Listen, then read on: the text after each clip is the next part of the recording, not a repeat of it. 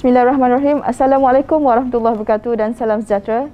Eksklusif OMG. Kali ini bersama saya bersama dengan Menteri di Jabatan Perdana Menteri Hal Ehwal Agama, Senator Datuk Dr. Zulkifli Al-Bakir. Assalamualaikum Datuk. Waalaikumsalam warahmatullahi wabarakatuh.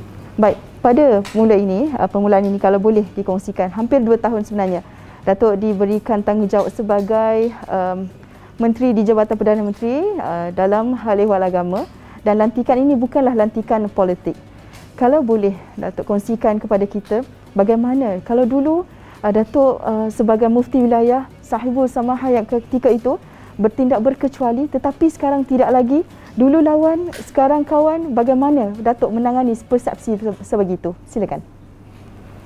Bismillahirrahmanirrahim. Alhamdulillah wassalatu wassalamu ala Rasulillah wa ala alihi wa sahbihi wa mawalah amma ba'. Saya ucap terima kasih kepada OMG atas sudi datang ke pejabat saya, dan saya ucapkan ahlan wa sahlan wa marhaban bikum. Selamat datang. Mudah-mudahan Allah Subhanahu Wa Taala bagi pada kita pertemuan diberkati Allah, diredai oleh Allah Subhanahu Wa Taala. Terima kasih atas soalan yang ditanyakan. Sejujurnya saya tetap saya. Sebagaimana saya dahulu begini, maka sekarang pun begini juga. Maksud saya punya falsafah hidup saya, cadangan hati saya, kehendak hati saya adalah saya nak mencari redha Allah. Saya punya matlamat untuk menjunjung apa yang Nabi sebut khairun nas anfa'uhum linnas. Sebaik-baik di kalangan manusia adalah yang banyak memberi manfaat kepada manusia.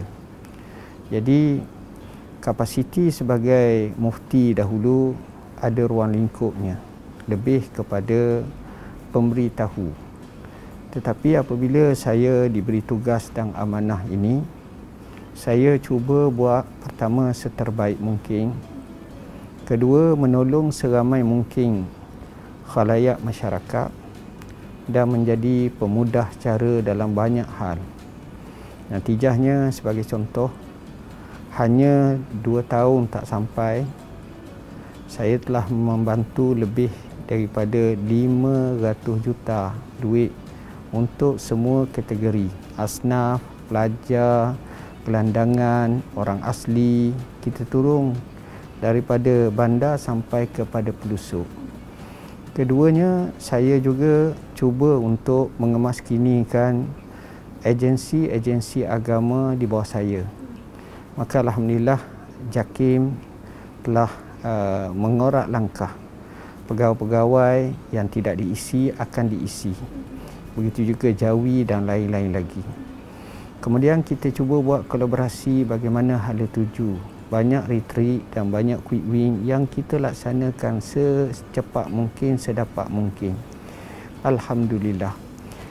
Saya juga cuba untuk menyantuni pejabat-pejabat mufti dengan mana kita sentiasa mengadakan meeting fatwa muzakarah. Tahun lepas sahaja tak pernah berlaku dalam sejarah 11 meeting fatwa. Dan tahun ini, hari ini baru sudah resmi kan, untuk kali ke-4 ataupun kali ke-3 yang kita gerakkan untuk jawab persoalan ummah, supaya tidak dinampakkan saya yang memberi pandangan, tapi kita ambil secara kolektif.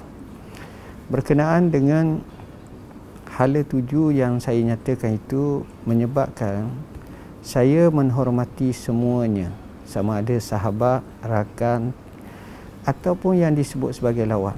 Sebab itu dalam masa saya diberi amanah ini, saya menjarakkan daripada mengeluarkan kataan-kataan yang tidak sesuai.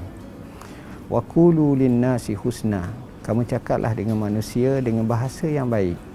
Dengan sebab itu banyak perkara yang membabitkan bacaan, ucapan sinis sebahagian daripada sahabat-sahabat, rakan-rakan, netizen dan seumpamanya. Saya jarang sekali untuk bangkitkan balik dan gunakan bahasa-bahasa. Tapi yang penting, teguran yang baik akan kami terima dan kami akan ubah. Kami akan buat insya-Allah mengikut kapasiti dan kemampuan kami. Jadi saya tidak menganggap mereka itu lawan, walaupun mereka cuba melawan, dan saya tidak anggap mereka itu musuh walaupun mereka cuba untuk memusuhi. Yang penting kami akan laksanakan apa yang disebut, apa yang kamu tuntut adalah di hadapan kamu. Orang Arab kata allazi tatlubu amamaka. Maksudnya siru ala barakatillah, buatlah apa yang kamu nak buat. Jadi saya akan cuba buat, mencari redha Allah, mencari redha Rasul sallallahu alaihi wasallam, dan kita ikut kapasiti, ruang, kuasa, apa yang kita termampu untuk kita laksanakan. Jadi apa-apa yang cuba nak jadikan saya ni lawan dia, saya pun minta maaf, saya bukan nak berlawan dengan siapa-siapa. Sebab itu apa-apa yang diucapkan oleh siapa sahaja pun, biasanya saya menyatakan salam, sekadar salam perkenalan dan sekadar untuk meneruskan agenda yang difikirkan, yang dimuktamadkan untuk dilaksanakan. Wallahualam. Baik, YB Datuk antara agamawan yang aktif di media sosial, Twitter, Facebook dan sebagainya. Ada kalanya Twitter ataupun ciapan-ciapan daripada YB Datuk itu antaranya yang khusus kepada LGBT, bid'ah, hadis palsu dan juga penghinaan agama itu mengundang kontroversi. Bagaimana YB Datuk melihat perkara ini? Ada yang mengatakan mungkin ini sekadar untuk meraih populariti, bukan orang kata sebagai pendedahan dan sebagainya.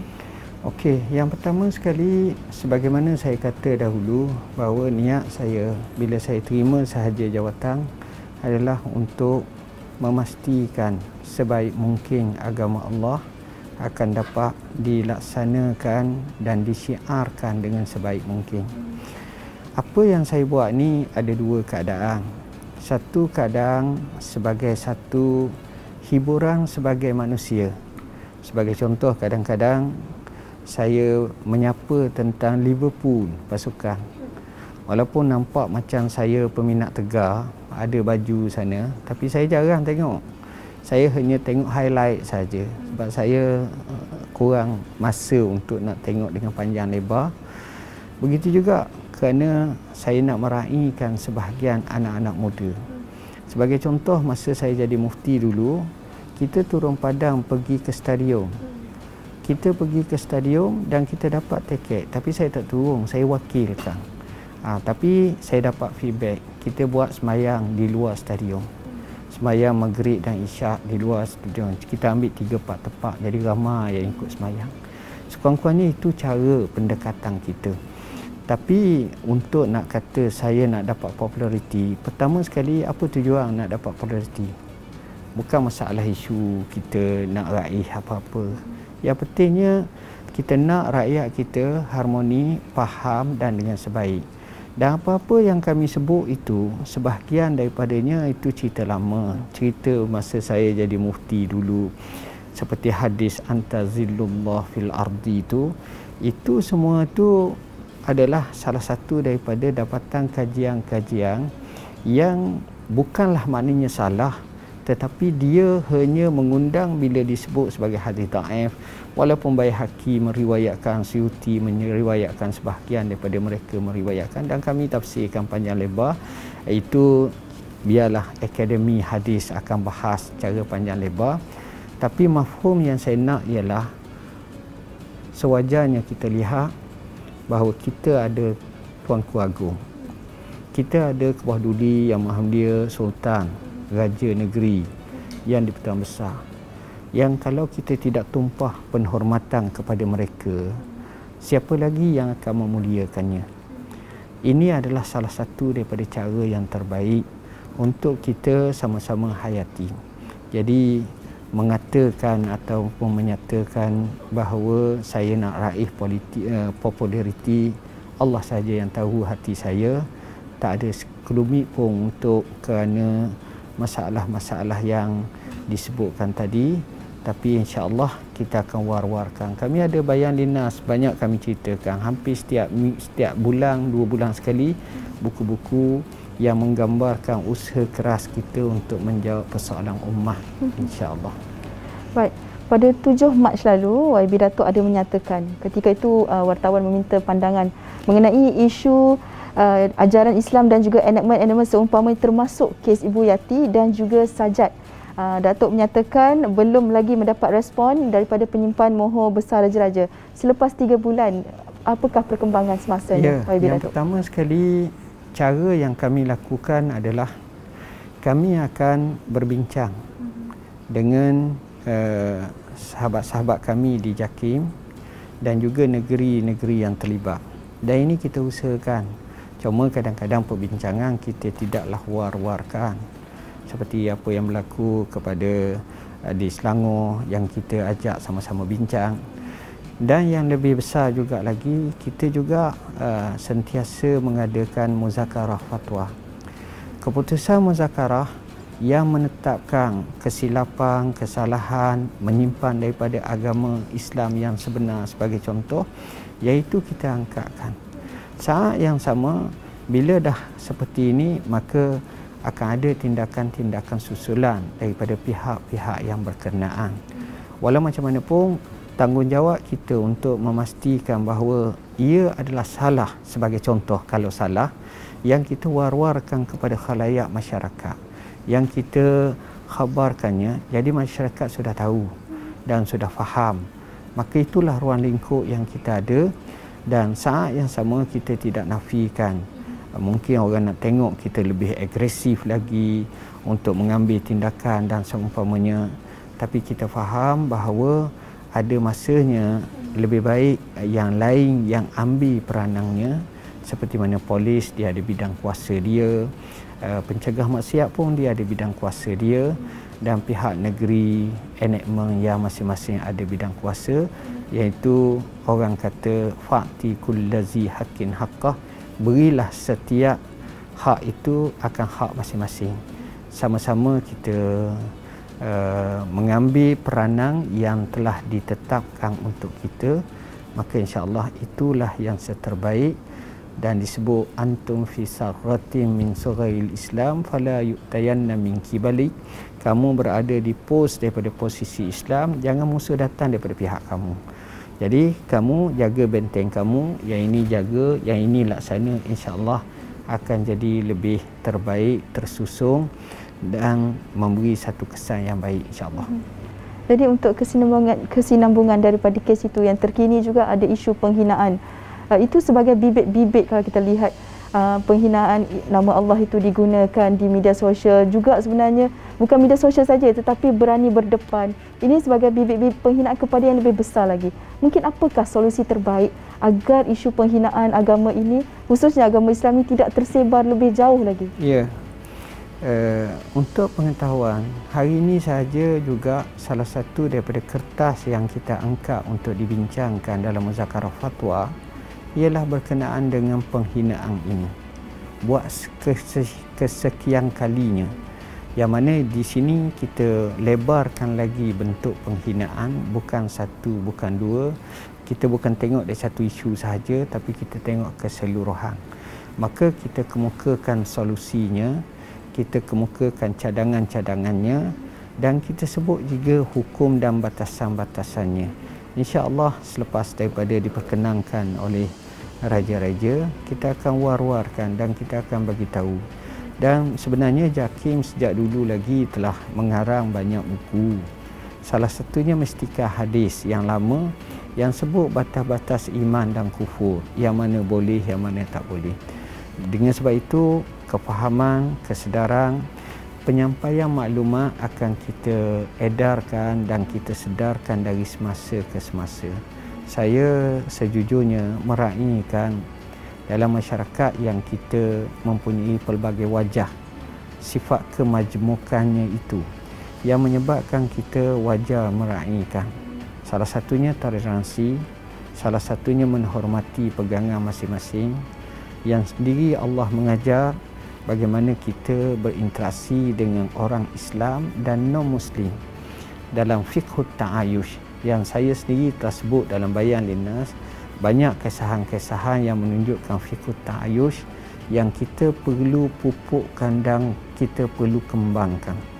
Sama ada siapa yang memerintah negara kita ini, maka menjadi kewajiban pemerintah untuk meraihkan rakyatnya dalam apa jua bentuk, warna kulit, bahkan agama. Tetapi dalam saat yang sama kita junjung Perlembagaan Malaysia telah menetapkan bahawa Islam agama persekutuan, dan kita pun faham bahawa Islam merupakan asas utama.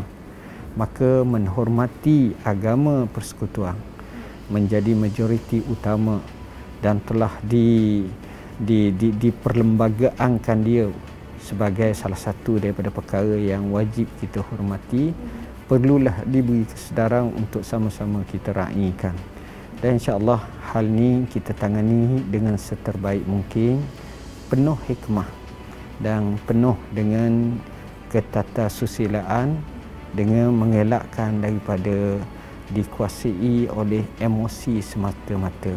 InsyaAllah semuanya akan jadi baik apabila kefahaman yang baik dan cara sudut pandang serta tindakan yang benar-benar disulami dengan kebijaksanaan, insya-Allah. Baik, pada pandangan YB Datuk sendiri, perlu atau tidak digubal satu undang-undang kerana tidak ada ketetapan penghinaan agama Islam ni? Kalau kita lihat, minta maaf tidak dilakukan oleh individu tersebut tetapi dilakukan oleh orang lain pula. Bermakna undang-undang yang ada sekarang ini tidak begitu seimbang untuk umat Islam. Bagaimana? Ya, perkara ini perlu diperhalusi. Pada dasarnya memang setujulah. Tetapi masalah ini dia ada dua terkait. Sama ada di peringkat persekutuan yang membabitkan Akta dan Parlimen, dan yang kedua membabitkan negeri melalui enakmen kanun jenayah syariah dan seumpamanya. Jadi kedua-duanya perlu dilihat, dan perkara ini memang sebahagiannya dikaji dan sebahagiannya perlu ditambah baik lagi dan sebahagiannya perlu diadakan lagi. Dan insya-Allah semuanya ini akan diperhalusi oleh pihak-pihak yang berkenaan, dan kami sendiri pun sebenarnya ada jawatan kuasa teknikal syariah yang kita tengok, tapi isunya banyak dan kita bahagikan dan kita gerakkan. Maklumlah dengan pandemik dan dengan pergerakan yang amat terbatas menyebabkan banyak usaha-usaha yang kita terpaksa perlahankan sedikit, bukan tak buat, perlahankan sikit kerana masalah-masalah yang kita hadapi dari segi pandemik ini. InsyaAllah saya mengambil kecanaan dalam isu ini.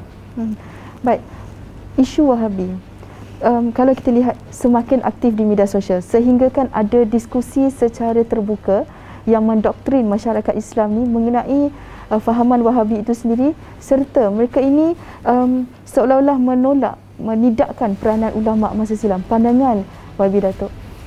Show saya yang pertama sekali kita rujuk kepada apa yang telah menjadi asas kepada kerajaan kita.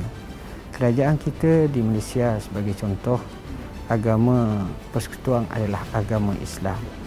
Maka menafsirkan agama Islam ini kita tengok sebagaimana yang telah diputuskan dalam muzakarah fatwa oleh Jakim sendiri menjadi ini, apa itu yang kita namakan sebagai ahli sunnah wal jamaah. Maka disebutlah ahli sunnah wal jamaah itu Asy'ariyah, Maturidiyah, ahlul asar ataupun ahlul hadis. Itu yang disebut, yang perlu kita faham dengan sebaik-baik mungkin. Dan juga mazhab utama kita adalah mazhab Syafi'i. Tapi dalam pelaksanaan fatwa, maka diberi keizinan untuk melihat mazhab yang empat bila mana kita dapati maslahat berpihak kepada mazhab yang lain. Sebagai contoh, membayar zakat fitrah dengan menggunakan wang tunai bukan mazhab Syafi'i, itu mazhab Hanafi, kerana bayar secara qimah ataupun nilaian. Begitulah juga dengan beberapa pandangan-pandangan dalam masalah yang disebut berkenaan dengan isu-isu seperti ini. Jadi bila kita faham asas Malaysia seperti itu, yang mana inilah sejak turun-temurun, dalam keadaan seperti ini sewajarnya kita sebagai para ulama menginsafi diri. Bila kita menginsafi diri, sama-sama kita, terutamanya mereka yang mempunyai kelebihan-kelebihan tertentu, untuk sama-sama menginsafi diri dan sentiasa berbaik sangka antara satu sama lain. Bayangkan kalau seorang itu kita tidak sealiran dan tidak setuju, dan kita cuba menidakkan agamanya, tapi dia sentiasa mengucap asyhadu an la ilaha illallah wa asyhadu anna muhammadar rasulullah. Dan kalau dia meninggal dunia pun dengan kalimah akhirnya la ilaha illallah, bagaimana kedudukan dia? Sebab itu kita janganlah sampai membawa kepada sikit kesilapan atau perselisihan, membawa kepada mengkufurkan ataupun menidakkan seseorang kepada jalan yang sebenarnya. Kita kembali kepada Al-Quran. Quran mengajar kita kul huwallahu ahad Allahus samad lam yalid wa lam yulad wa lam yakul lahu kufuwan ahad. Jelas. Apabila kita yakin amantu billah dan segala rukun iman, dan kita menafikan apa yang sepatutnya dinafikan seperti syirik, maka di situ kita sebagai seorang Islam. Jadi asas-asas seperti inilah yang kita nak. Konsep yang saya nak suka nak nyatakan di sini adalah kita mengajak, kita menarik, bukan kita menolak dan menghukum. Kalau boleh kita nak seramai mungkin yang jinak dengan agama Allah, seramai mungkin yang beriman dengan agama Allah. Kenapa? Kerana kita ni sebagai orang Islam ni, sebagai orang yang menjadi khalifah Allah di muka bumi. Kalau kita duk sibuk perkara yang kecil-kecil, macam mana? Kita duk kelagah perkara kecil, tetapi kadang-kadang musuh tengok perkara besar, kita duk bincang. Orang cerita bagaimana sebab kejatuhan kerajaan Abbasiyah tahun 656. Kerana sebahagian para fuqaha terlalu fikir masalah iftiradi. Kalau kambing dikacuk dengan anjing jadi kanjing, boleh makan tak? Benda macam tu duk bincang. Hak ni kata kalau menyalak tak boleh makan, kalau menggembek boleh makan. Hak ni kata kalau dia makan daging tak boleh makan, kalau makan rumput, makan daun boleh makan. Hak ni kata kalau dia rupa anjing tak boleh makan, kalau rupa ni tengok pula dia ni sifatnya sifat anjing ke sifat kami melompat ke ataupun berjalan dan seumpamanya. Akhirnya negara jatuh. Kita tak cakap dari segi ekonomi lagi. Umat Islam yang perlu makan, yang perlu, siapa nak tanggung? Siapa yang nak kisahkan? Kita tak cakap lagi anak-anak dari segi kenakalan, dari segi kebaikan yang patut kita masukkan. Kita tak cakap lagi keluarga yang berpecah, yang rosak institusi, masalah parenting. Kita tak cakap lagi dalam masalah hubungan sesama kita ni yang suang-suang kuku. Adik-beradik pun kita rasa jauh. Tapi zaman dulu, 3 pupu pun kalau duduk di kampung jauh no, mari Kuala Lumpur, boleh rapat, boleh singgah rumah ni. Sekarang adik-beradik tak boleh. Adik dengan abang pun tak boleh duduk serumah dah. Kenapa? Kerana kita tak bentuk lagi dalam keadaan itu. Sebab itu saya nak ajaklah, mari sama-sama kita tengok cara gagasan yang lebih besar. Bagaimana kita nak menguatkan Islam kita, akidah kita, iman kita, yang akhirnya kita akan faham. Sebab kita ni tak boleh hidup seorang sekarang ni. Dunia dalam tangan kita. Apa di Saudi, apa di Mesir, apa di Jepun, apa di Amerika, begitu. Orang sini semayang, orang situ semayang, orang sini semayang. Kita pergi kat sana, orang sana semayang, kita pergi ke sini semayang. Kadang-kadang berselisih dah dengan mazhab kita, dengan sedikit pandangan kita dan seumpamanya, tapi kita mengiyakan. Jadi sebab itu kalau boleh kita lihat dalam kerangka yang lebih besar, bahawa kita nak supaya Islam dijunjung, didaulatkan, dan kita kekalkan ahli sunnah wal jamaah dengan keadaan kita memahami mereka ini dan diskusilah atau hiwarlah dengan cara hikmah, ilmiah, bukan perasaan, tapi kita ajak apa fiqh aulawiyatnya. Entum nak bincang dengan saya buat apa isu, tapi entum lapar, saya lapar, makan dulu. Kita makan bersama, kita minum. Masuk waktu ni, kita semayang dulu, semayang bersama. Kita ibadat bersama, baca doa, awak jadi tok imam, awak suara sedap, saya aminkan dan seumpamanya. Jadi kalau kita boleh tengok cara lebih luas lagi, maka tidaklah timbul orang Islam hanya fikir masalah yang kecil. Sebab manusia dinilai berdasarkan apa yang dia fikir. Kalau dia sekadar fikir makan nasi, sekadar fikir apa yang aku nak makan, maka setakat tu. Tapi kalau orang Islam fikir bagaimana dia nak beri makan kepada ummah yang kelaparan, bagaimana nak tolong kepada asnaf, bagaimana nak tolong kepada masyarakat seumpamanya. Jadi pada masa itu barulah kita nampak gagasan dia tu besar dan kesannya cukup besar, insya-Allah. Wabi Datuk menyebut tadi Arab Saudi. Kalau boleh saya tanyakan sedikit mengenai jemaah haji. Ini tahun yang kedua sebenarnya kita tidak dapat menghantar jemaah haji. Ada yang sudah membuat persiapan kan, tahun lepas tak pergi, tahun ini mereka berharap dapat menunaikan haji dan sebagai persiapan telah dilakukan.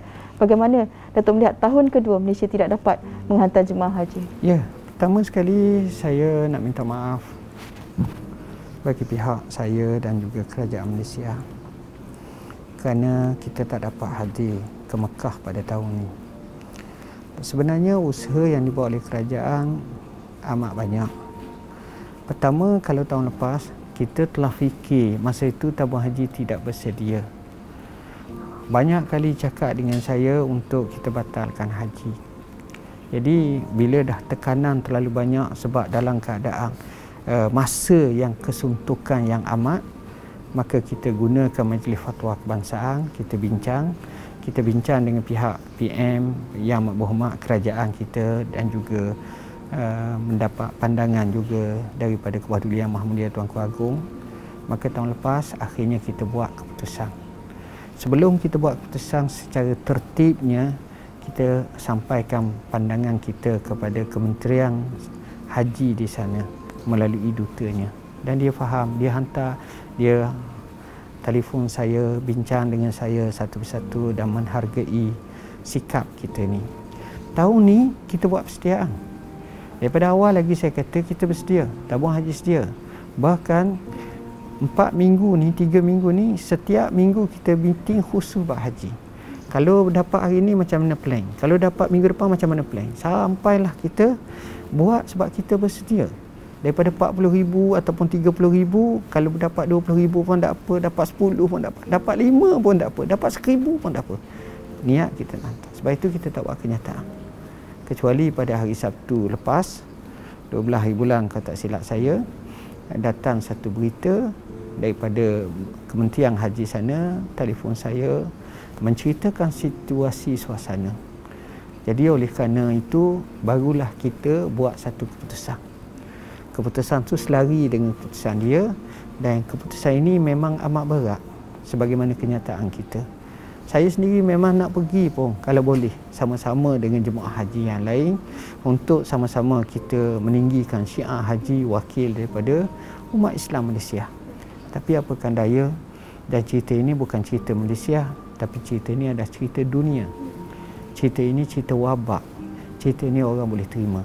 Cuma apabila kami uruskan dengan sebaik mungkin melalui kenyataan media, melalui sahabat saya, SUA saya yang juga telah bagi kepada pihak-pihak media dan juga wartawan-wartawan, akhirnya dalam masa sehari dapat meredakan keseluruhan dan kita jawab dalam FAQ. Saya arahkan tabung haji, soalan lazim berkenaan haji dan masalah-masalah akan dijawab dan diperincikan satu persatu. Jadi justru saya mohon maaf sekali lagi dan kita harap bahawa kita akan dapat pergi ke Mekah menunaikan ibadat haji pada tahun hadapan insya-Allah dalam keadaan normal baru, tapi persiapsiagaan kita mungkin berubah mengikut SOP mereka dan juga SOP kita insya-Allah.